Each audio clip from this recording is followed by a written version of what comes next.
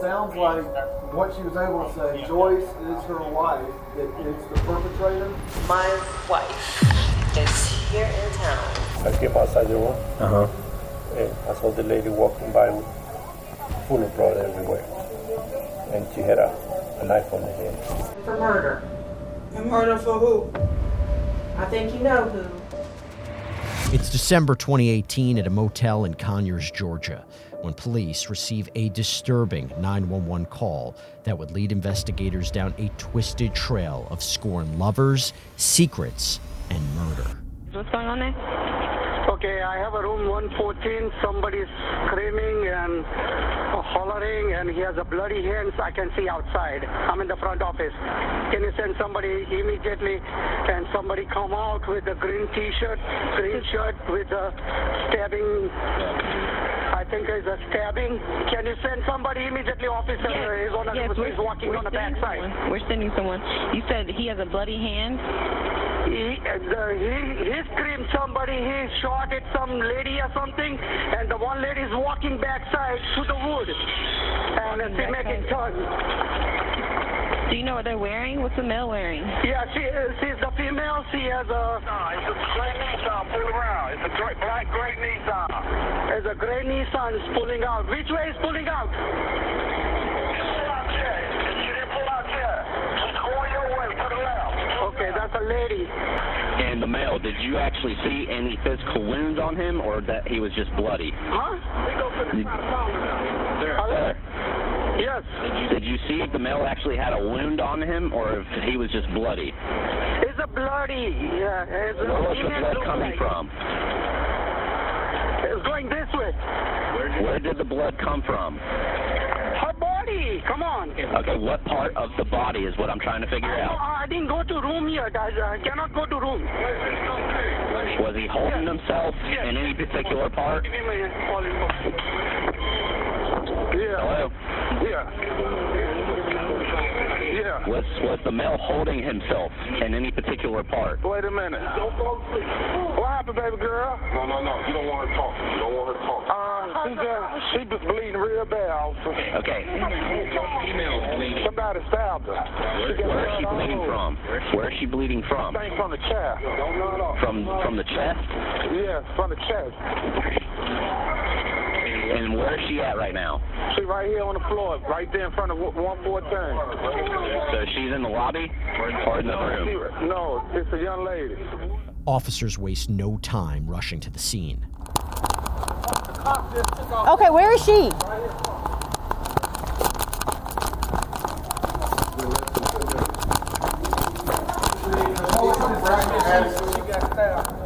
Right here, ma'am. 598 radio. Go ahead. I'm gonna need all over. I don't know where. 98 radio. You got to start me EMS. They can come in. She's bleeding profusely from the abdomen. I see the knife. First responders find the victim, later identified as Rosalyn Lewis, with what a medical examiner would later determine to be 34 stab wounds. Who did this? Shanice? Who? Joyce? Okay, Roz, listen to me. You've got to hold still for me, okay, sweetie, until I can get some help here, okay? I know you hurt. I know, honey. I know that you're hurt, but I've got lots and lots of help and lots of people that are going to come help me with you, okay? But the best thing I can do for you right now is just hold you really still. I know that you're hurting. I just need you to take some very slow, deep breaths, okay? In through your nose, out through your mouth.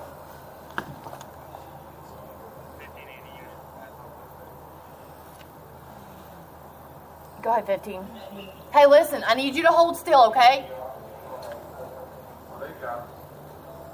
I have one. I just need you to stand by until I get help.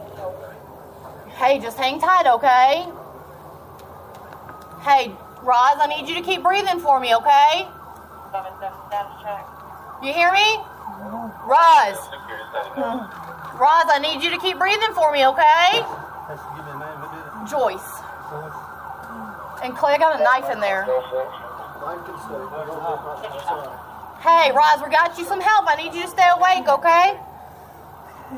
You said it's Joyce? Do you know Joyce's last name? Huh? Pelzer? Okay. Who is she to you? She's your wife? Okay. In her last breaths, Rosalyn identifies her assailant as 47-year-old Joyce Lewis-Pelzer, her soon-to-be ex-wife, who prosecutors would allege is not new to this sort of thing. In September 2011, Joyce's former lover, Shawndell McLeod, mysteriously vanished. The missing woman's family and friends would later point the blame directly at Joyce after they said Shawndell had recently ended an abusive relationship with her. Furthermore, police said Joyce had an outstanding arrest warrant for threatening Shawndell with a knife 2 months before her disappearance. But that case would go cold for nearly 7 years until, as they say, history starts to repeat itself. My wife is here in town. She threatened me a few weeks back here. Your wife? Yes, my wife. Okay. So that doesn't say this had nothing to do with a woman. Yeah, so that's it. homicide documented. Yeah, because there's some stuff going on in Atlanta with my wife. Is there handling it? Yeah. And she us to document. A 66D?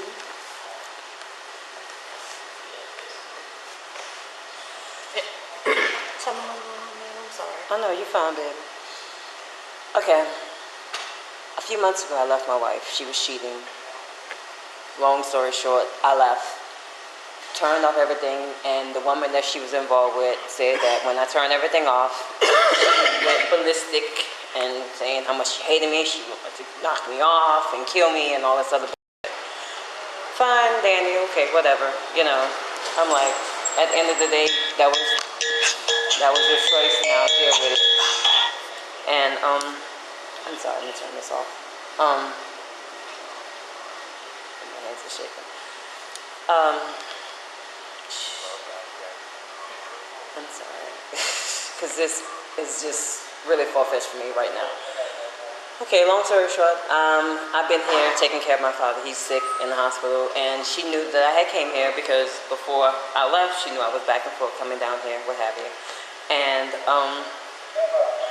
what happened was, probably a couple of weeks, maybe about a month ago, I was here.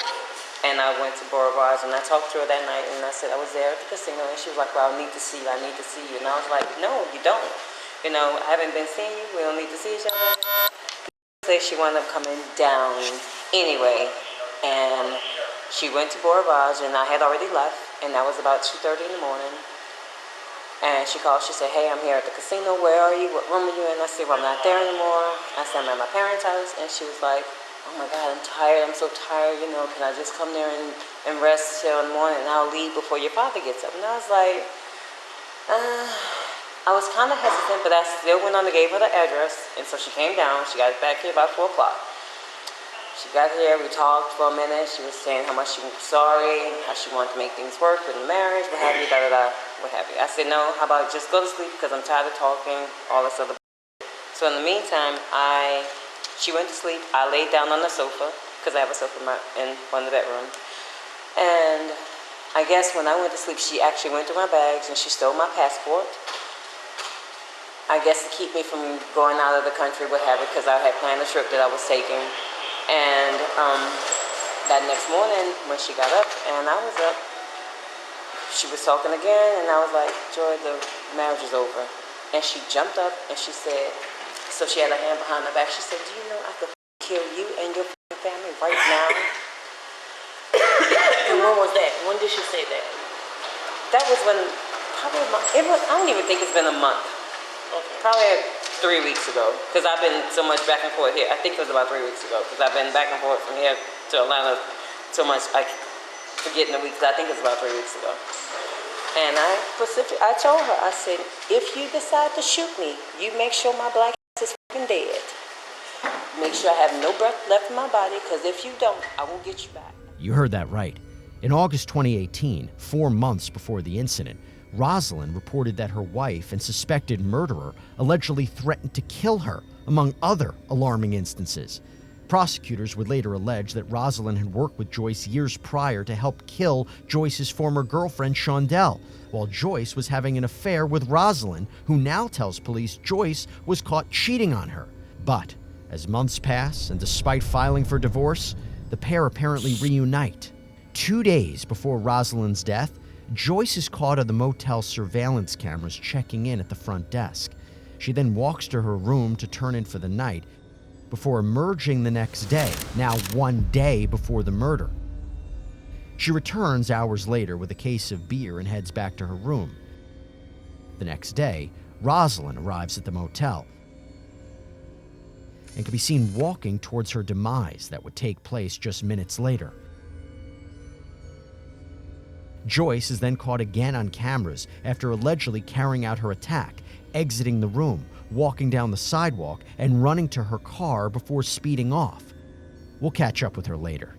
Hey, by the way, what do the body cams that we cover prove? Maybe that the world is unpredictable, and I'll tell you what, with that in mind, having a great lawyer matters, and that is where our great partner and sponsor, Morgan & Morgan, comes in. This is a firm with over 1,000 attorneys. You know why they have so many? Because they win a lot. In the past few months, Morgan & Morgan secured a $9.3 million verdict for a car crash victim in Florida, a $5.6 million verdict for another car accident victim in Atlanta, and not to mention $1.8 million in Kentucky after insurance offered them a mere $5,000 in that case. And even if you think your case isn't worth millions of dollars, why not start a claim and fight for what you deserve? Morgan & Morgan makes it so simple. You can start a claim from your phone in just 8 clicks. So if you're injured, you can easily start a claim at forthepeople.com/LC BodyCam channel, or click the link in the description and pinned in the comments.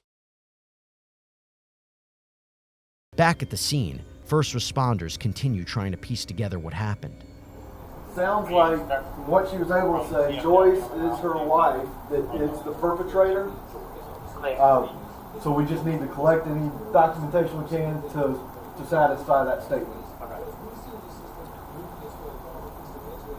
You did good, girl. Thanks. It's tough. Meh. There's a lot to deal with. Well, yeah, but you only really have one choice at that point, was to keep her alive. I'm soaked in blood. That's not a good feeling. So once we get you photographed and changed, go get your decontamination kit. Do what you can. Can we see if we can find her ID real quick for... Can I look? I wouldn't even know where to start, but yeah. Are we okay to look? Just obvious places so that they can know about medical issues.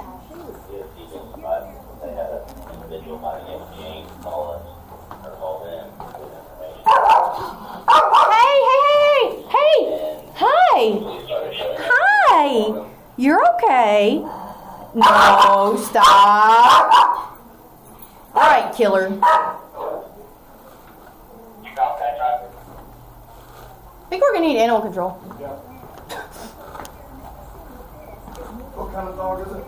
79 radio. A small one? That's maybe like a Chihuahua or something? Animal services are called to take care of 2 small dogs found in the room. Meanwhile, other investigators check in with a few witnesses. Let's see what they have to say. Loud screaming? Yeah. Okay. Then when I finished putting the mirror up, when I came outside, that was the lady walking by, full of blood everywhere, with a knife on the hand.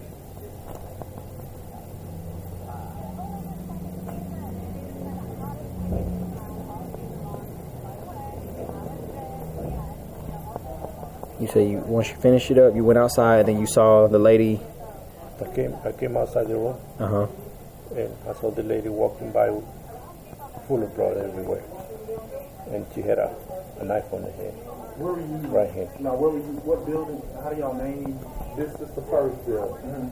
The second building is. She was holding a knife in her right hand. And the building where I was at, the third building, 149. Okay. Was she a white female, black female? Black female. Black female? Yeah. You said building 149, that's the male. Next, investigators get a chance to talk to one person in a neighboring room.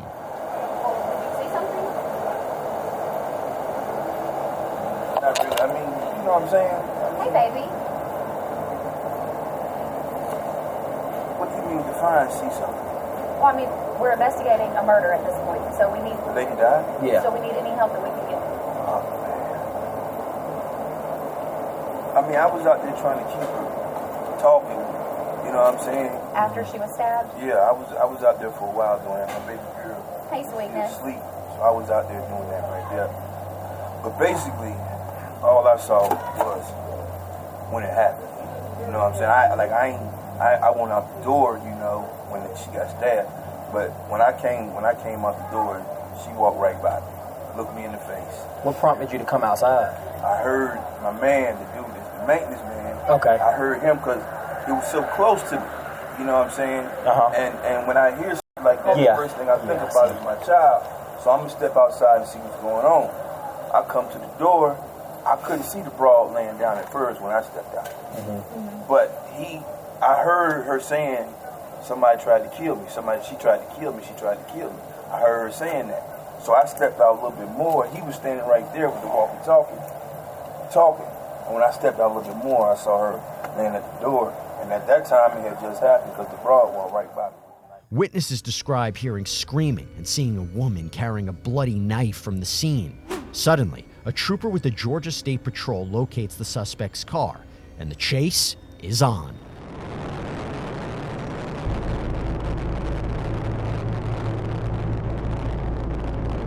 Joyce weaves around traffic on a stretch of highway, but troopers are right on her tail.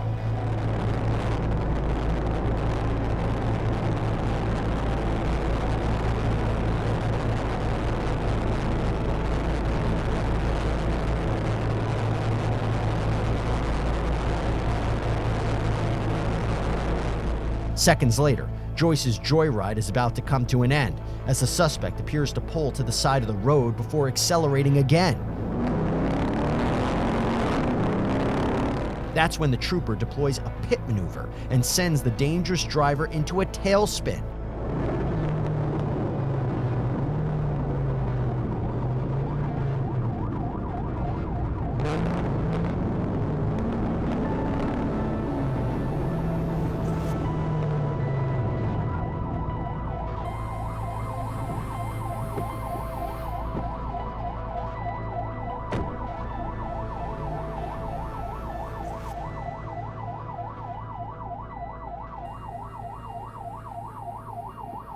Troopers then surround Joyce, who allegedly raises a gun at officials, leading to multiple rounds being fired and sending Joyce straight to the hospital.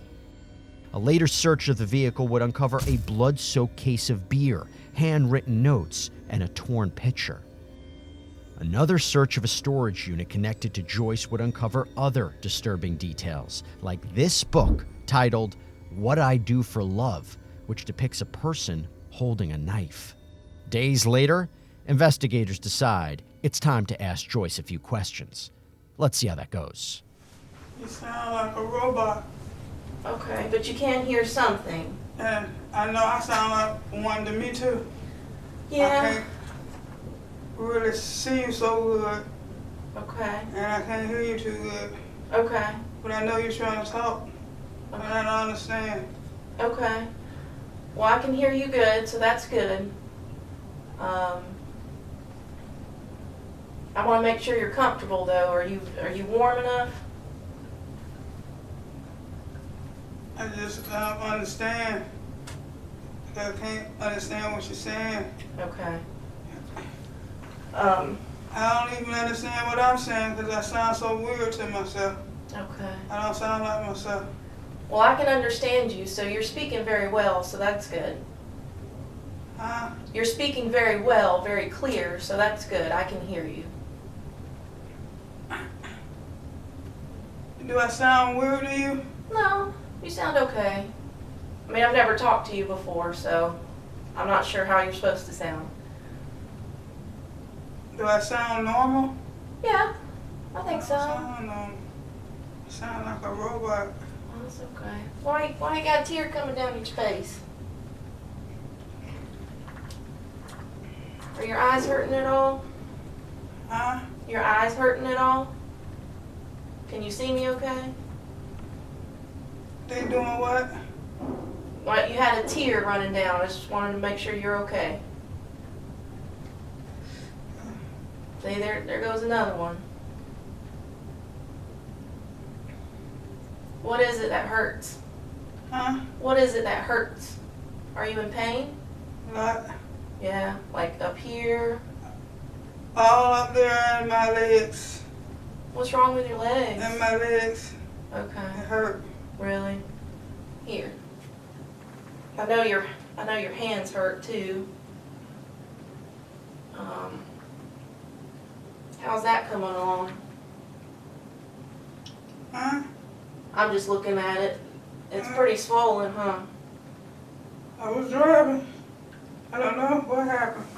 Yeah, you were driving. I'm sure they were just trying to help you. I hope so. Yeah. I'm a CNA and a patient care technician. So I don't know. Okay. You're saying you're a CNA and a patient care technician. Huh? You're a nurse? Okay, so you know what they're supposed to be doing. Huh? So you know what they're supposed to be there to help you. See, you're crying again. What is that about? Was I nervous? I don't know. Oh. I don't know. I don't know what she said. Oh, okay.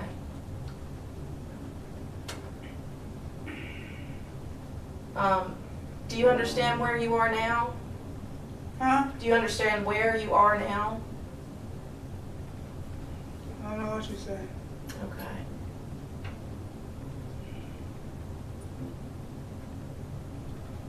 Who are you?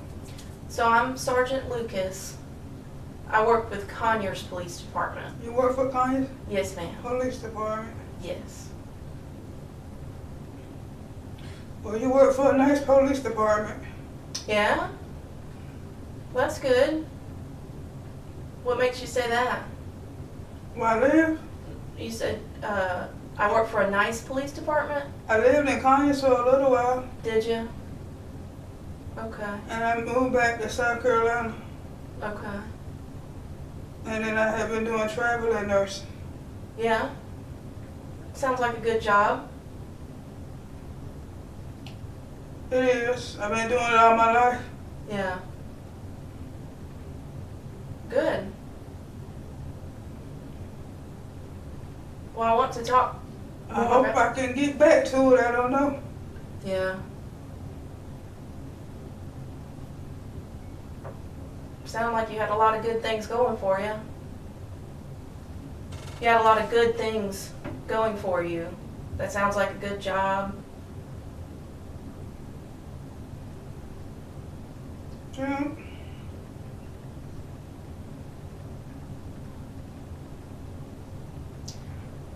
Well, I want to talk to you more about why you're here. I want to talk to you more about why you're here. Why I'm here? Okay. So you do have warrants, okay? I have warrants? Yes, ma'am. For? We have, so the deputy read you your warrants yesterday. Do you remember? Do you remember the deputy read you warrants yesterday when you got here? The deputy by East Point? No, here, Rockdale. Do you remember him reading your warrants and why you're here?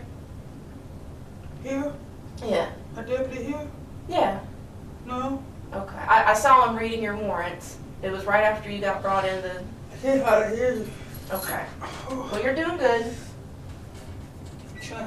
I think this ear, man, he can hear you. You think this one better than this one? Might be better. Really? Okay. Well, here. Here. Alright. Is that okay? Here's that water, too, now, if you need it. Oh, my whole bottom. Your bottom hurts? It's okay, my whole bottom hurt. Yeah. It ain't you. I have to figure it out. It's been like this for days. Yeah. So I got a warrant from a deputy in East Point. Really? What's that about? Her.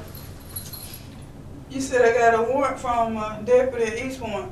No East Point. Okay. No. So, before we get into talking about why you're here, obviously, you're here, you're in custody, you're in jail, so I need to make sure you understand your rights. Who? Your rights. My rights? Mm-hmm. Okay. Okay, before we go any further. Okay. Is that okay? So maybe you can read along with me. If you're having a little difficulty hearing, you can read along with me. I mean, you said you're a nurse, so I'm sure you can read, write. How much school did you go through? Did you go to college or just high school? Did I go to Florida? I'm saying schooling. Did you graduate high school? Did I try to go to Florida? I can't hear you. I know. Okay, can you read this? Look, I can read. You can read. Okay. So I'm going to read this along with you, and you can follow along. Okay. So this is a statement of your Miranda rights. All right. The investigator reads Joyce her Miranda rights and asks if she'd be willing to talk about the case. So these are a waiver of your rights. Understanding these rights, are you willing to talk to me today? Okay. Okay.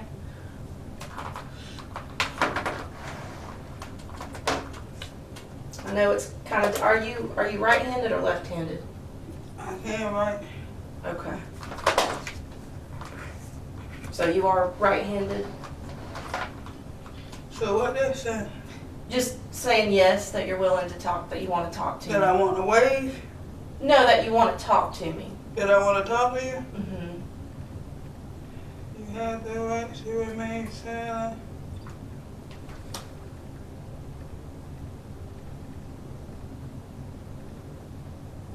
I don't want to give up my rights. Okay. All right. Well, so we went through them, and you said you do want to talk. I wish I could hear you. You can hear me? Sometimes you can hear me. Huh? Sometimes you can hear me. You've been responding. Yeah. And you said you did want to talk. I heard it so bad. Okay. So do you want to talk, or do you want to think about it for a minute? Do I need who? Do you want to talk to me today? And you said give up my rights? If you do want to talk to me without an attorney present, then I would like for you to sign just saying, yes, you'll talk to me today. But that is your decision. Without a who? Without an attorney, without a lawyer present? Yeah, I don't have one right now. Okay. Do you want to talk to me without one? Are you an attorney? No, ma'am. I'm the police. I'm Conyers Police. You Conyers? Yeah. I'm an investigator. Deputy? Well, investigator with the police department.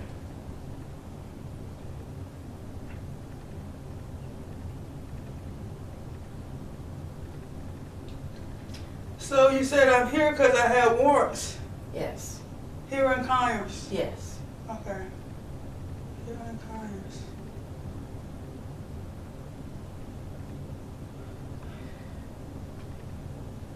Do you understand what happened? Huh? Do you understand what your warrants are for? The warrants, do you understand what they are for? A standing who warrant?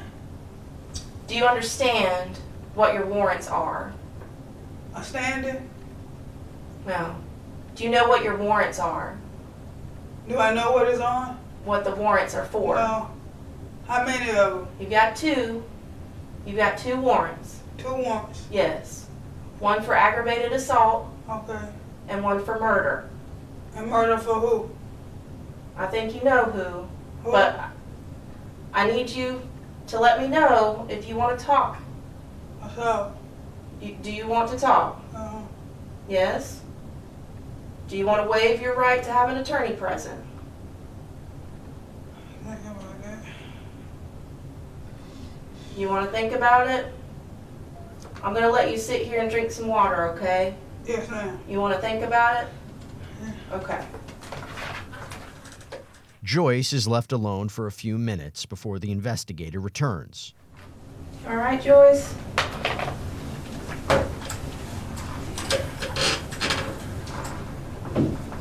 You okay? Did you get any sleep last night? Not really. Just my head hurt.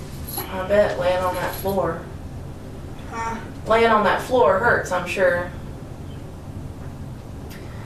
So, hey, I gave you time. I think I need to get an attorney. You talking about murder? I ain't killed nobody. Okay. Okay.